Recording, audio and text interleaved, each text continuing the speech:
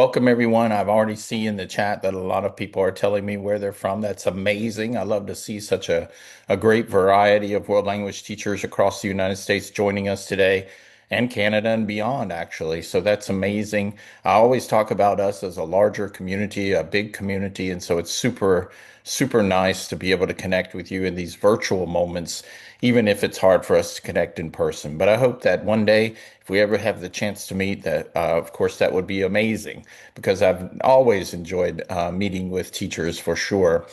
Before we get started, I always want to say a quick word of thank you to all of you and the work that you do, regardless of where you're doing it, wherever you're teaching another language.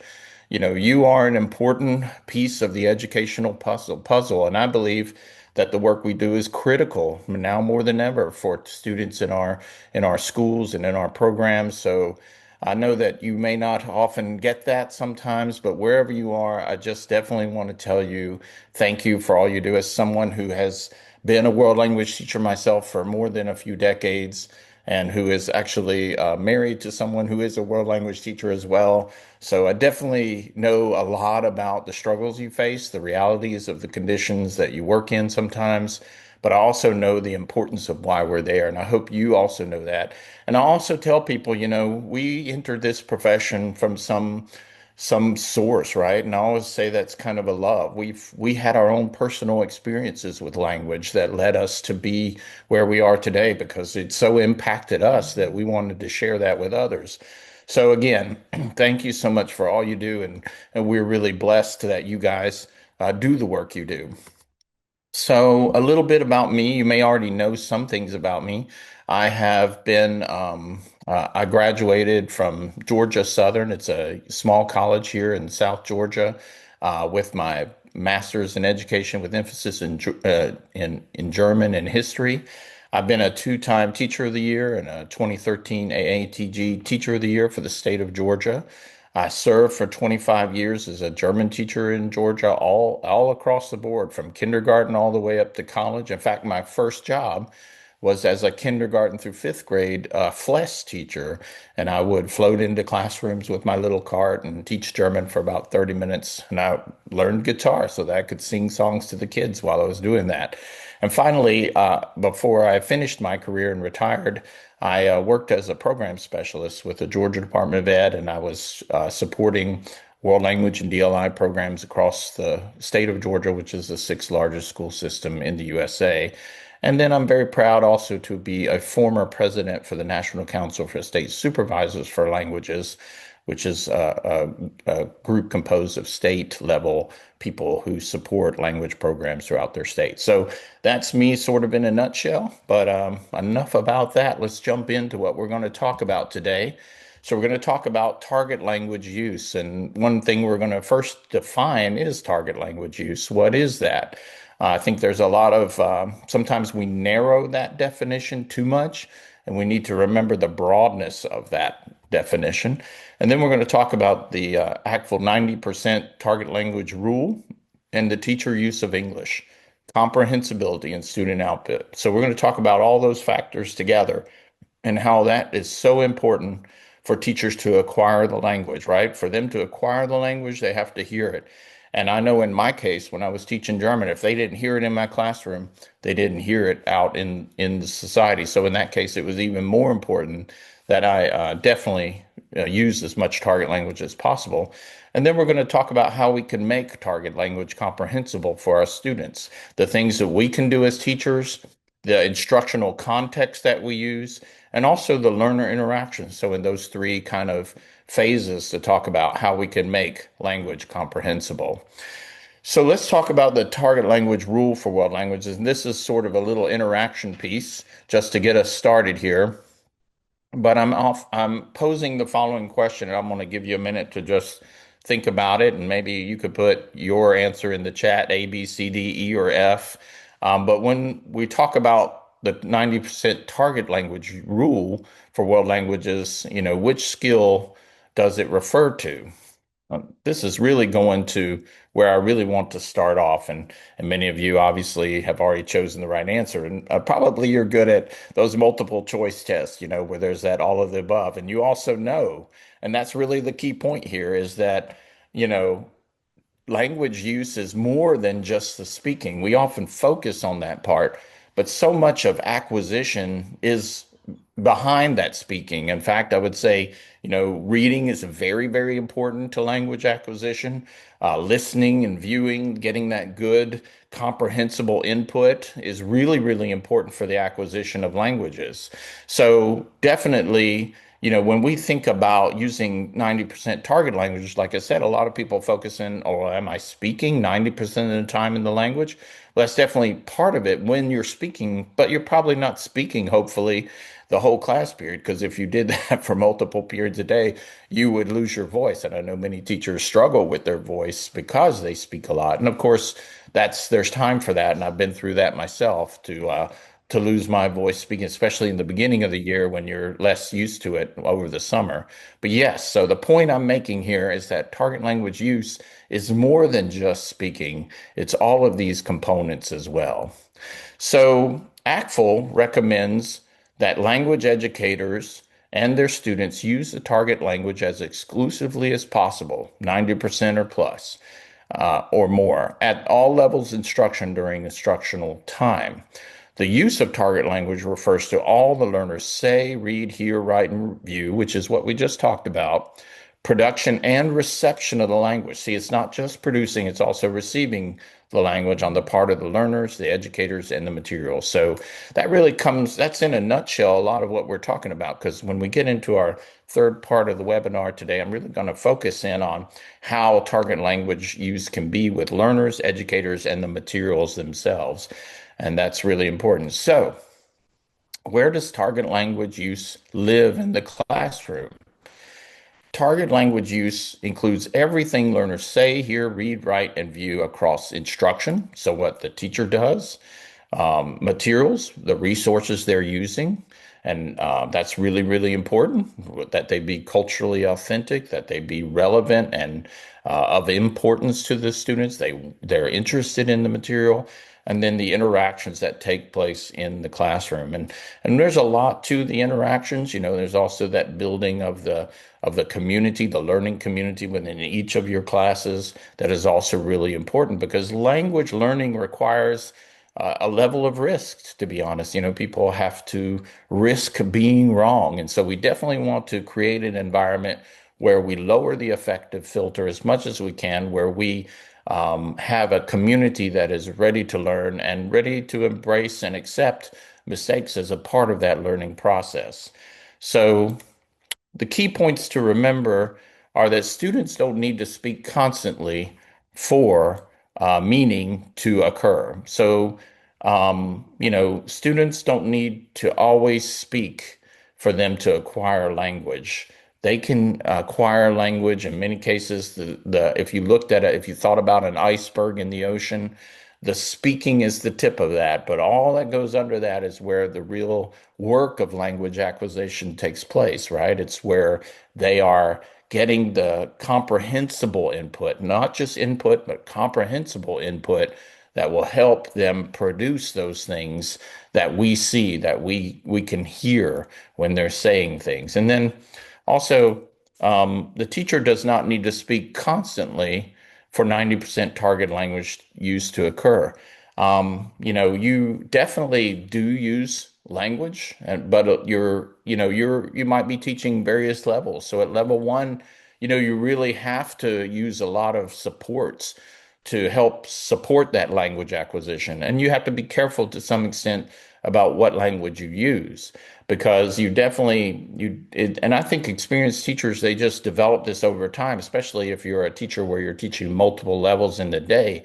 So when you have a level one, you're already kind of adjusting your speech and your supports for that level.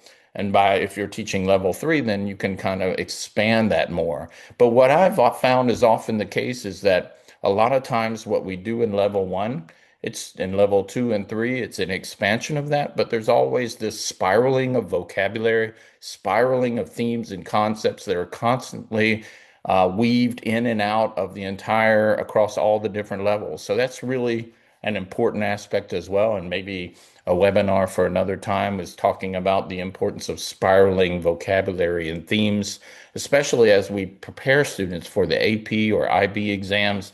things that we know are going to come up. So finally, if students are engaging with meaning in the target language, then target language use is happening. So if students are reading and understanding, or if they're writing, or if they're viewing a video, if they're anything that they're doing, like we talked about, whether they're reading, viewing, writing, speaking, all of that is target language use. So, and sometimes, as we'll see, sometimes even when you have to at certain times, again, 90%, but that is that 10%. Sometimes you have to make a point in English, and we'll talk about that. But students are engaging with meaning in the target language. That's where the sweet spot is. Okay, so how can we increase target language use? And this is just a quick graphic that kind of shows some easy wins, I would think, for increasing that. And you probably do some or all of these at various times, especially if you've been teaching for a while. It's kind of inherently things that teachers do, but listen and draw, where they're listening and drawing. For example, describing my house and they're drawing what I'm saying, or things of that nature, maybe the weather. Picture talk, where we throw up a picture and we talk about that too. That could be used in a lot of different contexts. um, Excuse me. Companion slides, I use this a lot of times. When I was teaching, I would have, among other different supports, a presentation, a PowerPoint going that kind of gave a visual representation of what I was trying to get them to do. And sometimes that would just be a further prop to help them comprehend what I was saying. Modeling or using examples where students get up and you're modeling a hello, goodbye scenario, for example.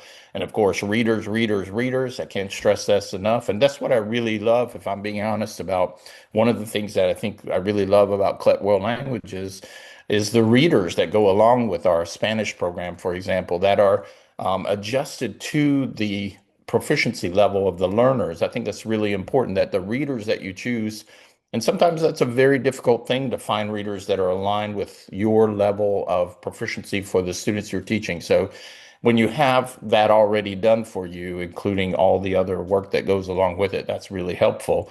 But readers are really, really important. And if you think about it, I'm kind of a certain age, I'll say 50 plus. And, one thing I worry about in our, computer world, our technological world is, and it's not something already that's a concern on the language side, but also on the English side, is how do we continue to teach students language in this environment? So reading is so important for kids. And then developing high frequency language lists or scripts, just something, or chat mats would be another example of this, where the things that are we're going to be commonly used or that we're introducing as something new, we're giving them some another support for that. So it's a way to kind of give them some cheat codes, if you will, for how they can stay in the language. And a lot of that is also done with modeling, for example, with a lot of the classroom routines that we do. So this is kind of like some quick wins for doing target language. And like I said, you probably use some of them or maybe all of them. So I guess we want to talk a little bit about target language use and the use of the L1, and we'll in the case of America, we'll talk about English being the L1. So I'm just going to kind of pause here for just a moment and just ask you as a group, and you can write it in the chat, maybe if you want to, a brief statement, and we'll kind of do that. But in what ways do you use English in class? So if we're talking about the 90% rule, and if you just think about your instruction on a daily basis, what ways are you using English?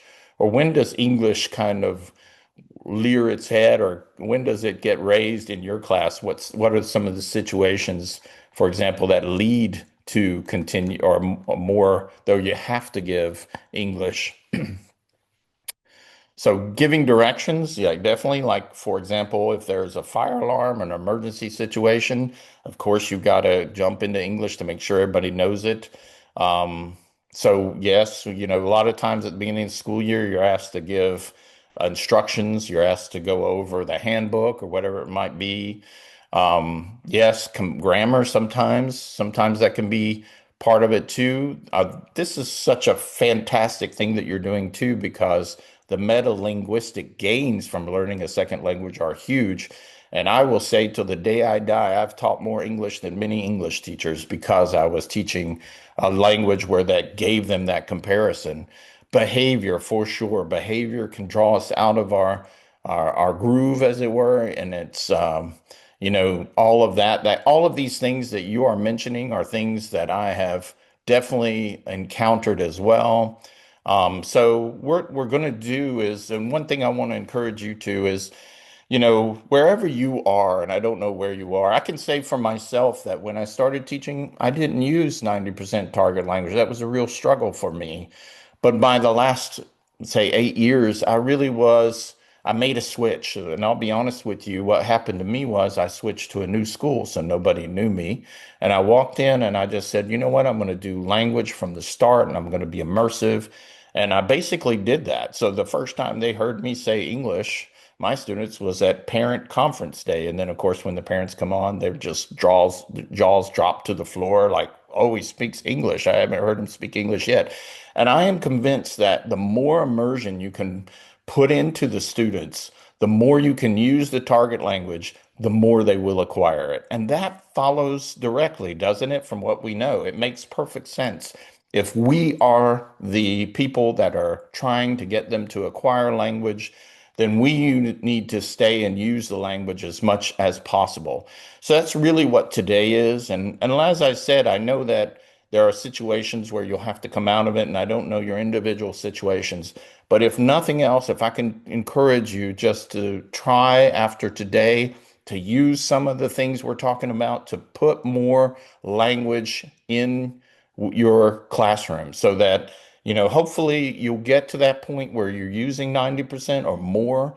It is possible, it is effective. And of course, when students buy in, that's great. And I do know that there are a lot of different situations out there. But again, my encouragement for all of you is to help your students acquire the language you're trying to teach, then try to use as much of that language as possible. And then think about ways that you can, when you encounter those problems where you have to switch out of English, reflect on them and think about how could I have avoided that and stayed in the language. So good. Thank you all for your thoughts there. I can definitely agree with a lot of the things, probably all of the things that I read in the chat. So that's great. We're all on the same page, right? So research shows that teachers most often default to English when there are transitions in the educational lesson or transitions, for example, maybe even in the school day, giving directions or giving them instructions on how to do something. And sometimes, that you have, I always think about the ways that you could give those directions in a way without using English as much as possible. But these are the times when people, and of course, when behavior issues arise. And I've been in all these situations, so I can speak from personal standpoint that all of those are difficult. But again, as I know, these things, the more we can stay in the language, the better it will be for our students. So these are the moments, these three, but they're not just fixed to those three. These are the moments when a clear target language routines have the greatest payoff. So if you can develop routines in your class that help to keep you in that target language, that's where you're going to really reap the rewards of that. Okay. And it is true. I heard, or I just saw in the chat when students revert back to English. One thing as a teacher that's important for you is, of course, you control you, so you could stay in the target language. But when they revert to English, then you're trying to redirect them to get back in the language. But I do agree. That is a challenge as well, particularly in those moments in the beginning when you're making those transitions. As I said, when I went full immersion, there was maybe that they were all in the same boat because I had them in German once, so they were all in the same boat. But I'm a bit of I love drama and I love acting, and of course I did a lot to try to make sure that our class was developing that community and also having some fun at the same time. But staying in the language is the most important thing. So when teachers use L1, What we see, the patterns and the way we see teachers using English, we see that in classroom management, as we've already kind of discussed. That it can draw us out of our target language, out of our comfort zone. And I've even been to the point where I've been flustered or angry, and then it's emotional at some points, and then it's hard. But again, remember what your goal is, because when research shows that students tend to get out of the target language when the task is difficult or the cognitive load is high. So it's very important for us when we think about when we structure our lessons to make sure it matches what the capabilities of our students are, and that we've tried to put in as much support as we can, especially at the lower levels, but even all levels really, so that we can reduce that cognitive load and we can kind of then hopefully stay in that. And then another very important thing is scaffolding strategies to stay in the target language that will help you as well. So whether that's posters or a PowerPoint you have running or whatever it is, these are things that will help us stay in the language. Comprehension checks and meaning negotiation, that's also a period in the educational um, flow that where we tend to see more teachers using English. Explaining complex language forms beyond level two proficiency or beyond second language proficiency. So when we're trying to explain grammar, complex grammar, and it goes beyond what's capable maybe of the students, so it's more of a stretch, then we tend to go into English to explain it. And that's what I think is really important, where your materials can really help out a lot if they provide a lot of structure to help that. And then I know for World Languages, we use grammar and context. So again, our grammar is introduced in terms of the communicative function we're trying to get across. So you explain that grammar maybe more completely in a later part, but for the task of communicating, you try to reduce the cognitive load by not giving them so much grammar that it kind of forces them, to kind of it that is increasing cognitive load when you're doing a lot of grammar and they're having a problem understanding it. And then when you're trying to elicit specific structures or responses and your second language prompts have failed. So when you're trying to get that right answer and nobody's giving it or they can't do it, then you might be more inclined to switch to English. So recognizing that these are not all of the cases, but many of some of the most common examples of where we see the introduction of English, knowing that if we think about that further, we think about where could we replace English with the target language. I just want you to think about that in the context of your own classroom and situation, for example, or if you recall those times when you got drawn out of the target language to handle something, whether it be a question that the students had or some behavior thing, reflecting on that is really important. So think about where could we replace English with target language, and then which routine could we switch tomorrow? Could we switch to the target language tomorrow with no extra prep? So if you're thinking about your individual situations, think about if you're using English or you find yourself using English, think about which routine or those classroom routines that you do every day. Which if those are great targets to switch to the language if you have not already done so. So I think that's another place where we can get some easy victories and start putting more of the target language. But remember, what's our goal? Why do we want to use more target language? Because we are trying to get them to do a lot of things in the world language classroom, and I'll forever be a proponent of our role in the overall curriculum, because we do much more than teach language. We teach English, we teach the world, we teach cultural sensitivity. We do so much more. But if we think about what routines could we switch to in the target language tomorrow that would be easy for us to do, and that might be helpful for getting our kids more used to it. Some people, I would say that for me, plunging in full bore, that's really good. Maybe we're right here in the middle of spring semester, so maybe you're thinking, I'm just maybe for you the goal is simply, hey, What can I start to incorporate that will include more target language? But then think about the new year coming up. It's a great place to really start with the more complete target language use because it's a new beginning essentially. So, I mean, you're always going to get a little pushback if you've been using English more, but and there is a lot of strategy and educational sort of growth that happens when you do that because you have to think about things more for sure about like how do I structure that? How do I give them the supports they need? How do I present it in a way that's comprehensible and not too much of a cognitive load for them? Um, and if you think and you reflect on the times you've used English, if you think about those times where you have used English in the past, think about how could I have used the target language instead? And that's a good growth reflection question for everyone, including my wife, or certainly too, as she's teaching right now. Sometimes you get drawn out of the target language, and that's for real, and it happens. But if we can think about if we can learn from those, and maybe in the future try to avoid those, that's a good thing for us to do. Not for us, it is for us, but also more importantly for the students, because if we want them to acquire language, then that will be really, really important. So some important considerations, keep if you have to use English. Keep it brief and purposeful. Don't make it the default. Avoid using English as the default in your world language classroom if you can.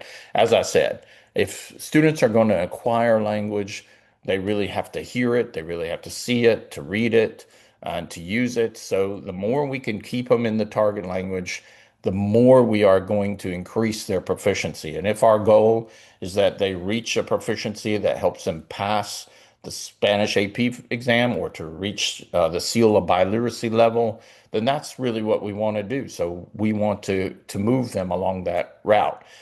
Use English after target language strategies have been attempted, and then as soon as you got done, return to the target language. So don't stay in it.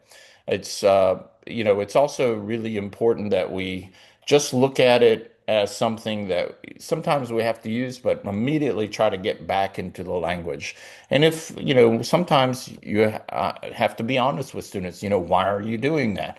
Well, this is about language acquisition. We want you to acquire it. So how will you acquire it if you don't hear it, if we don't use it in class? So you kind of make that understanding and, a part of the understanding of the classroom community. So they know the reason. That's really important too. If English helps students access more meaningful target language, then it's doing its job. You will never hear me complain about a teacher using English that is appropriate for helping them to understand the language, um, to make more meaning in the language. So sometimes, like I said, 90% is not 100%. That's why that rule is 90%, because even ACTFL recognizes sometimes in a situation in your school, you're going to have to learn English. And sometimes, every once in a while, English might be helpful for them to understand the language better or what you're doing. As I just said, giving them an explanation, maybe perhaps about their proficiency journey or having that real discussion with them about how language is acquired. That might be a time where you might do that. But don't use English out of convenience or as a substitute for target language scaffolding strategy. So, again, it's convenient to use English. If English is your mother tongue, then it's convenient to go back into it. That's what they're using. That's their language. That's what they know. That's what they're comfortable dealing in. But really, we want to grow them cognitively. We want to grow them in language, and the only way for us to do that is to use the target language. They already, and I would argue this, they don't know English all the way. I feel like, as I mentioned, I've taught a lot of English grammar using German. So, yes, they know English from the standpoint they use it all the time, but they don't really know English until they've learned it through the eyes of another language. And that's really another important piece of why staying in the target language is so important. You're not only giving them the language and the culture that is behind it and all of that, you're giving them a mirror to English. So the more and deeper they can dive into that proficiency, the more proficiency they can get in that second language, that is going to help them understand English anymore and even more and make their English teachers happy because you're actually supporting their work. in that way as well. Um, so these are the things to remember about English use in the world language classroom. So yes, there is maybe a time and a place for that. As I said, it's 90%, not 100%, but your goal is to keep it brief, return to the language, and use the language as much as possible. And when you have to go, that's that's what you have to do. Using target language alone, however, isn't enough to increase one's proficiency. And we all know this, right? It must be strategic, intentional, and above all, it must be comprehensible. And we talk about many people have talked about this before, and it's comprehensible language is important, right? So if we're just throwing language out there and we're not giving them supports to understand it or making it comprehensible, we do that through a lot of support structures. We'll talk about that. We do it even by acting sometimes and being sort of an actor on stage, but we are trying our best effort to make it comprehensible. We make it comprehensible through routines that we establish because students come to understand those in routines. Use of the target language must be accompanied by a variety of strategies to facilitate comprehension and support meaning making. And that's what's really important, meaning making. So, exposure alone to a language will not lead them to acquire it, right? And we all know that. What's going to help them acquire is it comprehensible? Were we intentional in the language that we used as the educators, as the drivers of the bus? Were we strategic in the language that we used?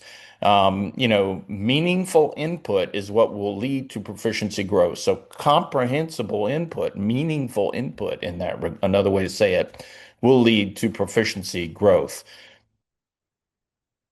Okay, so I created this sort of photo because I think about a climber and I think about, as they climb, they're, and if we think about acquisition in the context of that, the input is what they're receiving. It must be comprehensible. In other words, it must be within reach of the climber to acquire. If it's too far above their heads, then of course they can't acquire that handhold. They can't go up. But if it's too low, then they're not really ascending. So our goal is for them to ascend in their proficiency. So the language that we're using in the class, it has to be comprehensible. It has to be stuff that they can acquire. But I also talk about that I+1 thing, and that we also need to challenge them. Um, and that's really important as well. Language acquisition isn't about hearing or seeing language. It's about making sense of language. That's where the real payoff is. You can drop me in, I don't know, someplace I don't know, like Japan tomorrow, where they're all speaking Japanese. And how am I going to acquire the language? It's going to be by context.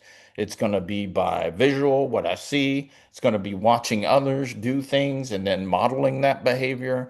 So it's really it's really very sort of natural, I think. And if you think about if you're a father or a mother and you think about how your child is acquiring language and you think about the different things you've done to help them acquire language, that's what we really want as well. If you want them to acquire English, you speak to them in English, and the more English that's comprehensible to them, the more faster they will acquire it. The same holds true in our classroom. So this is not a new revelation. This is something we've all known, but I think it's always good for us to be reminded of this aspect for sure. So the critical question then is, what can we do as teachers to increase comprehensibility and maintain an immersive environment? And that's a good question. So language can be made comprehensible through a variety of different ways, through the teacher's language modifications, the context of instruction, or interactions with learners. And I kind of created this little visual off to the right. Language happens through time, repetition, exposure, and rich, compelling input. And that is what really helps to make language comprehensible. So, if we think about how can teachers create comprehensible language, I'm going to just give you some strategies for doing that. And, these might be things that you have done instinctually when you were teaching, but there might also be some things in here that you forgot about or haven't used recently. So these are just some just thinking a little bit in a very beginning level. How can we create comprehensible language? Well, we can slow down our rate of speech, and that's one way we can definitely do that, especially at the lower levels, just slowing down, allowing them to comprehend using models. And I always found that in my classrooms, I always had those who were able to kind of acquire it maybe faster than the others. And that really helped the others also sort of latch on to that because they saw someone else. And, there were always that side conversations where he says he means blah, blah, or whatever. And exactly using visuals, very, very important. So you can signal new words and phrases with a tone of voice or maybe a gesture of some kind. So, if you think about it in English, attention, this is a new word. I really want you to pay attention. So developing those context clues in your own instruction that signal new words and phrases will be really important.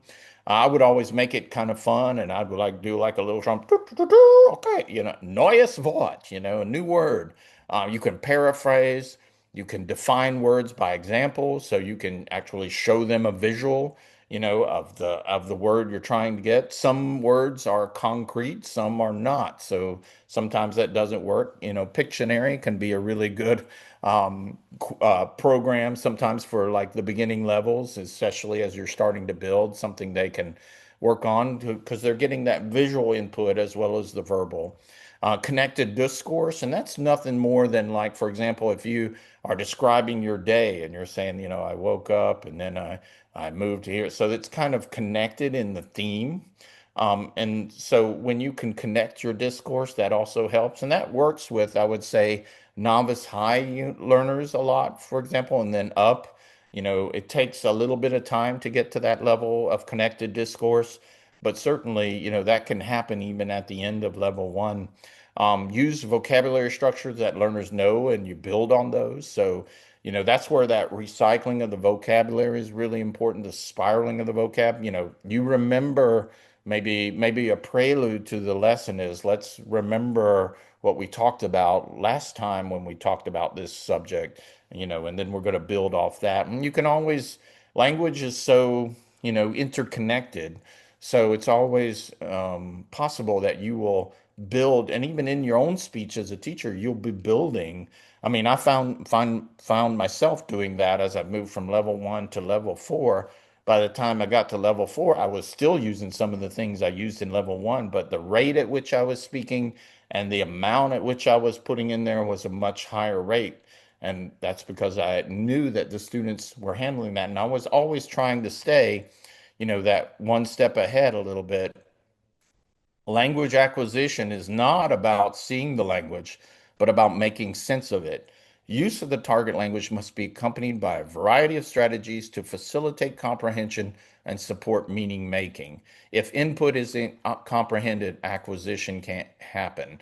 And I always talked about I plus one, acquisition zone is that area where, again, if we use the metaphor of a climber, it's not too far out of reach. It's that sweet spot where it forces them to reach, but it connects to what they already know. Their feet are firm on the ground and what they've learned, but their hands are stretching up to that next piece. So, I always feel like when I was thinking about my language use in the classroom, I was always thinking about that I plus one, like what can I challenge them with today and what can I recall for them today?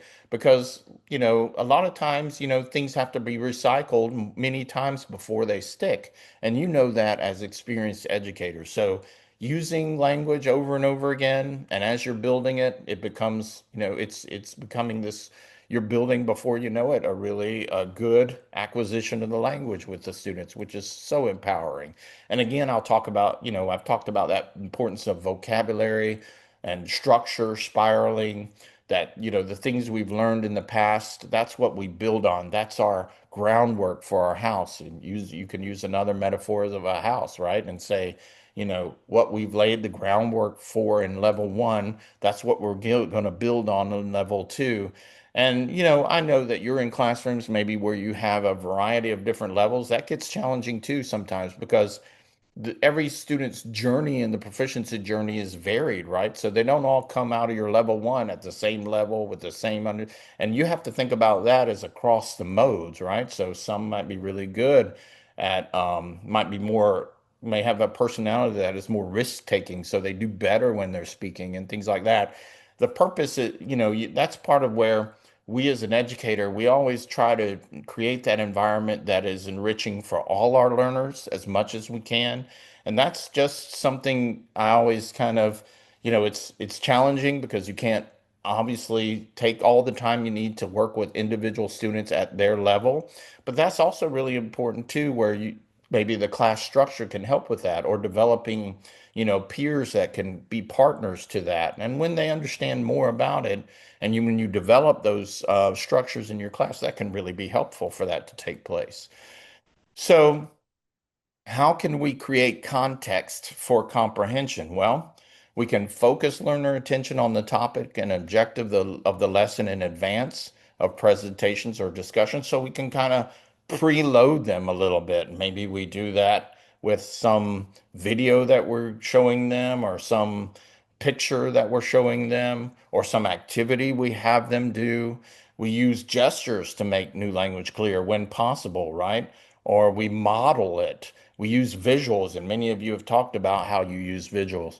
Or when possible, like with concrete nouns, you're using objects to support comprehension, like if you're doing classroom objects, or you're doing things where it's easy to have them manipulate a concrete object with it. And the biggest thing, and one of the most important things, is to create a lesson with a purpose relevant to the learner's lives. Motivation is a funny thing, but one of the important things about motivation is it has to be relevant. And that's really where your curriculum can really help you out. If it is a topic that includes enough of those rich, cultural, authentic resources that are relevant, and the project, that's really why I like project-based curriculum, and at CLEP, we have two mini projects and a bigger project at the end of each unit. So having a project that has some kind of flexibility enough for students to use language in a really sort of liquid way, but to meet the goals of what you want them to do. So whatever your can-do statement is, we don't try to define the target too much for them, but we want to define it enough so that we keep it within a framework that is manageable for the learner and accessible, and that they can achieve, but also gives them a lot of freedom to show how they can. That's, when I just talked about how you can have different levels of proficiency in your class, a somewhat open-ended project is a great way to give a lot of flexibility to both your novice, but those that might be exceeding, because they can use what they have, regardless of what that is, to meet the goals of the project. I really am a fan of project-based learning for that reason, because it just allows so much flexibility for the individual to show what they can do, instead of pigeonholing them into like a standardized test, which can sometimes be, just do you know this or do you not? I really like the aspect of where students are asked to create with the language they've been using. So that's really very important. So how can we create comprehensible interactions with learners? So we can provide useful expressions and phrases. We can kind of give them those important phrases for classroom. I mentioned chat mats earlier. That's an example of that. But we're trying to give them the things that are recurring, things that they need to know, our routines that we have. But we're also giving them critical vocabulary they need to be able to incorporate into that project at the end of the unit, or into that interaction, whether it's interpersonal or presentational or even interpretive, giving them what they need. We can use comprehension checks, and there's a lot of different varieties of that. And I don't want to go into that list because of time here, but anything that you do that you can check the comprehension of your students a little bit, and working those into your lesson is going to be beneficial for you. It's going to give you an idea of whether or not they are actually following you and they know what you're talking about. And when you see that there is not, then you can kind of recycle or go back and reteach, or even have another student model that to help the others kind of acquire it. Remember, there's more than one teacher in the classroom when you're in a really communicative classroom. Your whole classroom and everyone in it can help everyone acquire language. So that's another great reason why you want to have not only 90% target language when possible from the educator, but also your students using language. Because when you get that, then you really have created the most optimal environment for language to be acquired.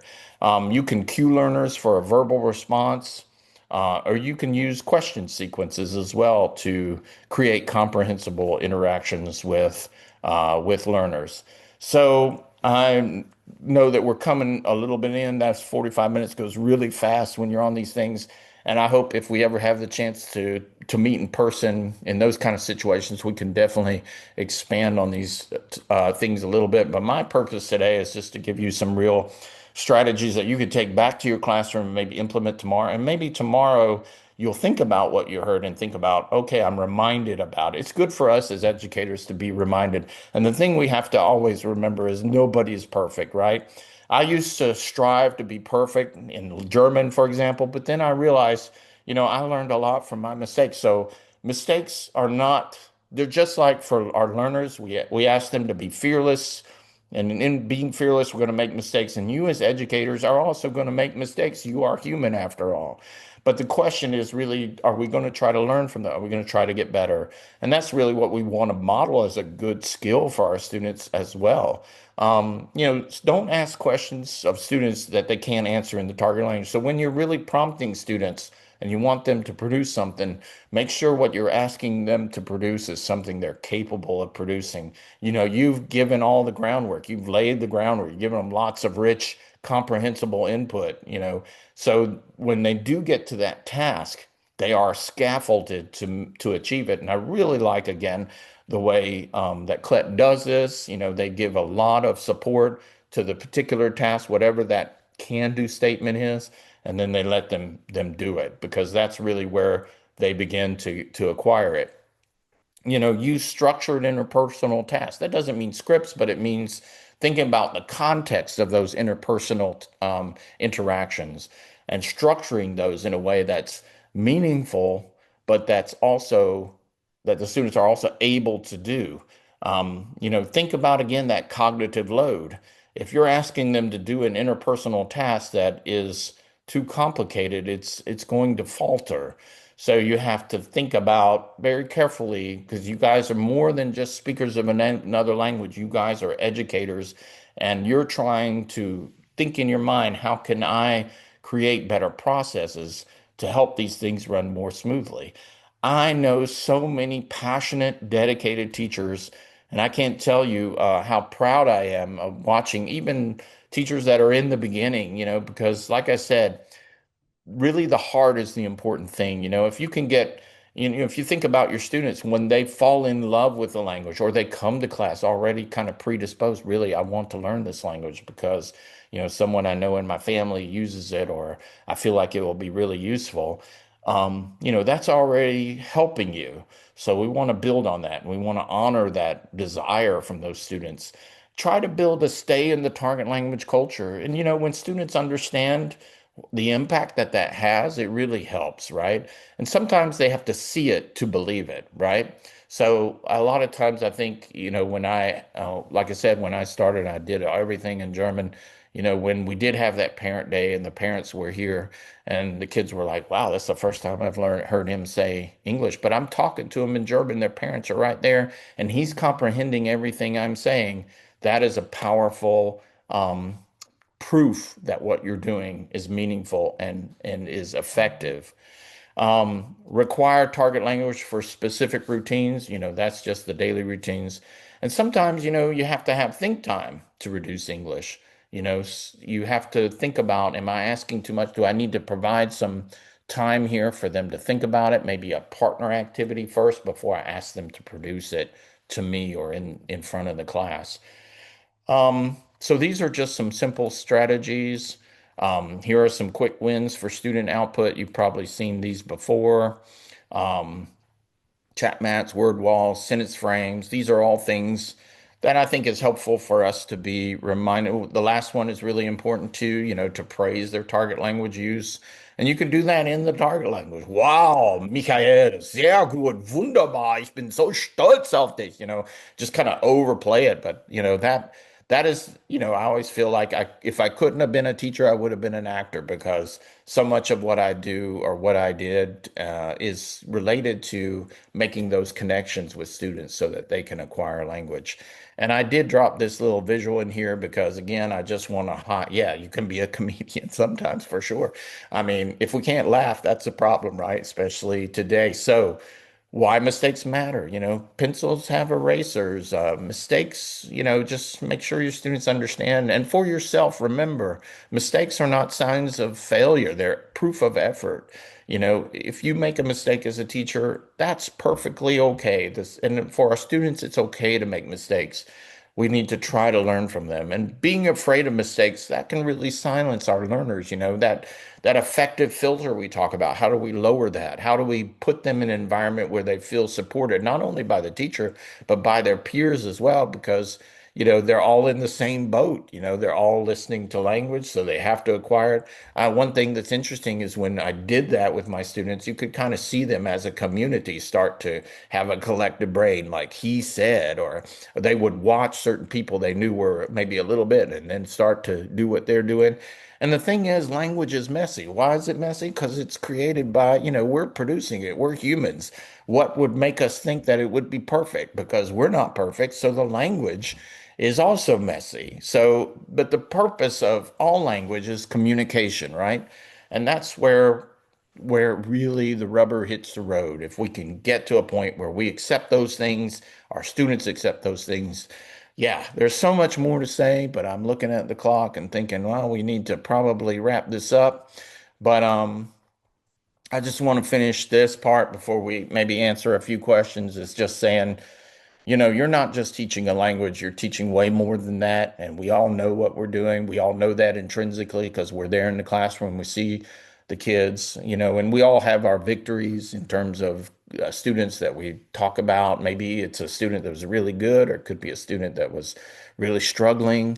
But it's also a way to feel, to connect, and to belong. And I think language is just such an incredibly enriching learning a language is such an incredibly enriching academic pursuit.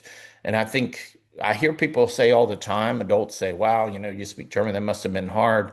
And I'm thinking, man, it's really not as hard as you think. If you love something, you pursue it. And I think if we can get our kids to sort of fall in love with language, with the culture, maybe, and that comes to some degree by them acquiring the language, right?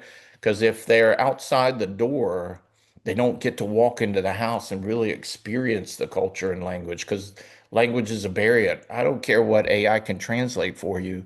You're not really going to be able to feel language until you step into the room, and you're there and you're taking part in the conversations where language is real, where it's used in an everyday context, where culture is real, and it's more than any machine could replicate. So this is really, really important that I leave you with that message. And again, to say thank you for all you do, because you guys are incredible. And I really, really, really appreciate each and every one of you. So, with that, I'm going to open this up maybe to any questions in the chat I can answer before you go. I realize it's in the evening on a Tuesday evening, and you just taught all day, perhaps. So, feel free to go. Much love to all of you. Much great appreciation for the work you do.